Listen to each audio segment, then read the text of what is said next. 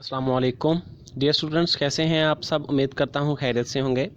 आज हम William Wordsworth जो कि एक नेचर पोएट हैं, उनकी एक मशहूर ज़माना पोएम डैफोडिल्स के बारे में आज हम पढ़ेंगे।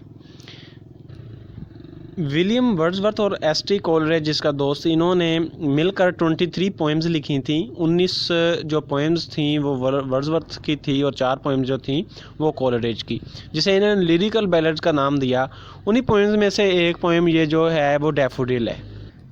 बचपन में पहले अपनी वालदा फिर अपने वालद को खो देता है और उसके बाद ये जो पेरेंट्स का जो लव है, प्यार है, मदर लव जो है, ये नेचर से हासिल करने की कोशिश करता है।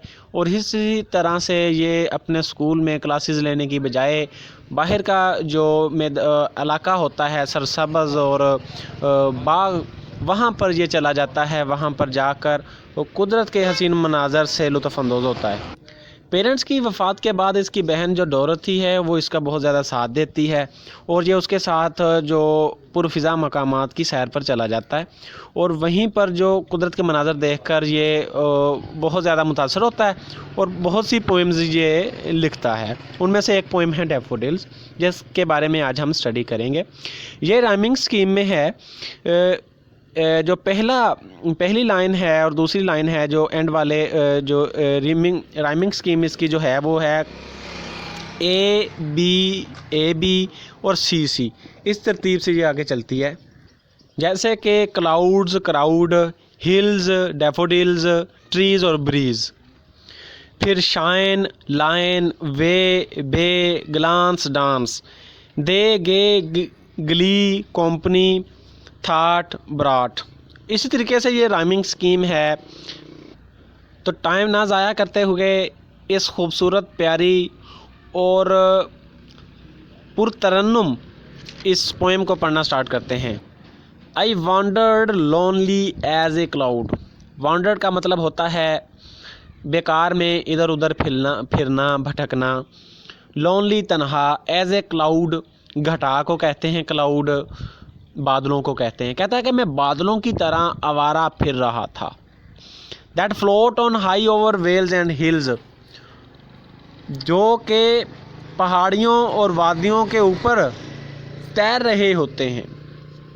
आप इसकी जो इमेजरी है, use of words for images है, आप इन्हें पढ़कर आपके जहन में एक इमेज पैदा होगा, एक सीन पैदा होगा। जैसे आप उस वादी में, उस जगह पर चले जाएंगे, आपको दिख रहा होगा कि ये ऐसे वादी है, ये पहाड़ हैं और इनके ऊपर से जो है वो बादल जो है वो तैर रहे हैं। और इसी तरह से जैसे वो कभी इधर चले जाते हैं हवा की वजह से, कभी उधर, इसी तरह शायर जो है वो भटक रहा है, फिर रहा है।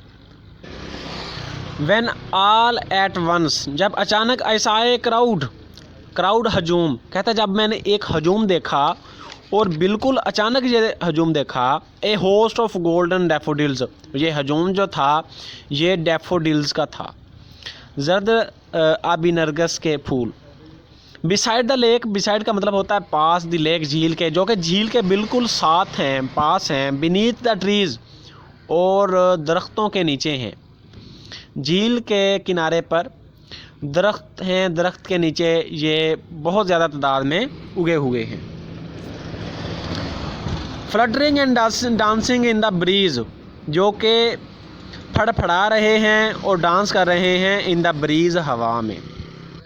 इस पहले स्टांजा में वर्ड्सवर्थ ज़िक्र करता है कि किस तरह वो एक वादी की सैर कर रहा है, वहाँ फिर वो एक झील का जिक्र कर रहा है। अचानक घूमते हुए ये एक झील पर पहुँचता है, जिसके किनारे पर इसे बड़ी तादाद में एक हजूम दिखाई देता है डैफोडिल्स का। नेक्स्ट स्टैंजा शुरू करते हैं। Continuous as a stars that shine, वो इस तरह मुसलसल फैले हुए हैं जिस तरह के सितारे आसमान पर।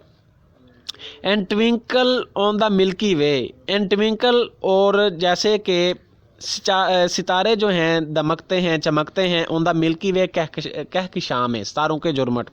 कहता है जैसे सितारों का जुर्मट होता है आसमान पर, इसी तरह इनका ग्रोह है, इकट्ठा है, बहुत बड़ी तादाद में डैफोडिल्स इकट्ठे हैं। दे स्ट्रेच्ड, کہتا ہے وہ وسیع پیمانے پر پھیلے ہوئے ہیں ان نیور اینڈنگ لائن، ایک اتنی بڑی لائن میں کہ اس کا اختتام آپ تصور نہیں کر سکتے، بہت بڑی تعداد میں یہ جو ہے پھیلے ہوئے ہیں بڑی دور تک۔ along the margin of bay، جھیل کے کنارے کے ساتھ ساتھ یہ بے جھیل، گہری کھائی کو بھی کہتے ہیں بے، مارجن کنارہ، age. 10,000 saw I at a glance، کہتا ہے ایک نظر میں تقریباً میں نے 10,000 ڈیفوڈلز کے جو ہے وہ پودے دیکھ لیے، پھول دیکھ لیے۔ tossing their heads in sprightly dance، جو کہ ٹاسنگ لہرا رہے تھے، محو تھے، رقص کر رہے تھے اپنے سروں کو ایک سپرائٹلی ڈانس، ایک خوشگوار، ایک پرجوش ڈانس کے ساتھ، ایک پرجوش ڈانس کر رہے تھے، سپرائٹلی ایک لائفلی ڈانس جو ہے وہ کر رہے تھے۔ The views beside them danced but they outdid the sparkling leaves in glee،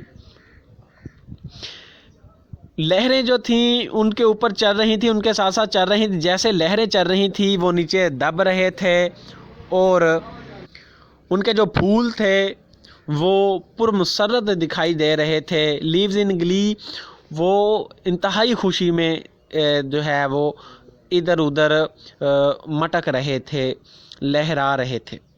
A poet could not but gay، کہتا ہے ایک شاعر جو ہے کیا کر سکتا ہے خوش ہونے کے سوا، گے خوشی۔ ان سچ جوکنڈ کمپنی، ایک ایسی پرمسرت، جوکنڈ خوشگوار، پرمسرت کمپنی، کمپنی کہتے ہیں رفاقت کو۔ I gazed، کہتے میں نے گورا، اینڈ گورا but little thought، لیکن بہت کم سوچا، میں اسے گھورتا ہی گیا اس پیارے سین کو۔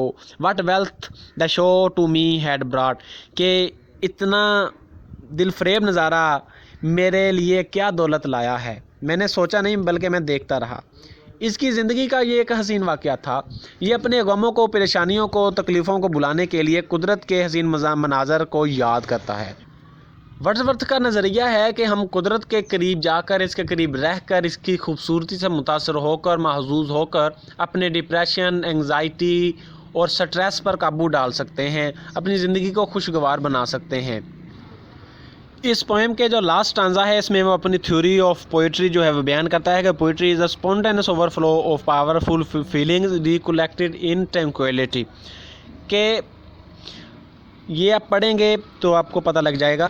اسٹانزا سٹارٹ کرتے ہیں۔ For often when on my couch I lie، کہتا جب بھی میں اپنے بستر پر لیٹتا ہوں، ان ویکنٹ اور ان پینسیو موڈ، جب میں انتہائی ویکنٹ تنہا ہوتا ہوں، پینسیو موڈ انتہائی رنجیدہ ہوتا ہوں، تکلیف دہ موڈ میں ہوتا ہوں، دے فلیش اپون دا انورڈ آئی، تو وہ میرے دماغ میں وہ واقعہ آ جاتا ہے، خوبصورت یاد جو ہے وہ آ جاتی ہے۔ وچ از دا بلس آف سولیچیوڈ، کہتا ہے کہ جو کہ تنہائی کا ثمر ہے۔ And then my heart with pleasure fills, اور کہتا ہے پھر میرا جو دل ہے وہ خوشی سے بھر جاتا ہے۔ اینڈ ڈانس ود دا ڈیفوڈلز، اور آبی نرگس کے ساتھ، پھولوں کے ساتھ ڈانس کرنے لگ جاتا ہے۔ اس کے خیال میں انسان کا قدرت کے قریب گزارا ہوا وقت یا کوئی زندگی کے اچھے واقعات جو ہیں، جب وہ تنہا ہوتا ہے، رنجیدہ ہوتا ہے، افسردہ ہوتا ہے، ڈپریس ہوتا ہے، پریشان ہوتا ہے، بے سکون حالت میں ہوتا ہے، تو جب وہ زندگی کے خوشگوار لمحات کو یاد کرتا ہے تو وہ خوشگوار لمحات اس کی تنہائی میں اس کے ساتھی بن جاتے ہیں اور اس کی زندگی کو خوشگوار بنا دیتے ہیں۔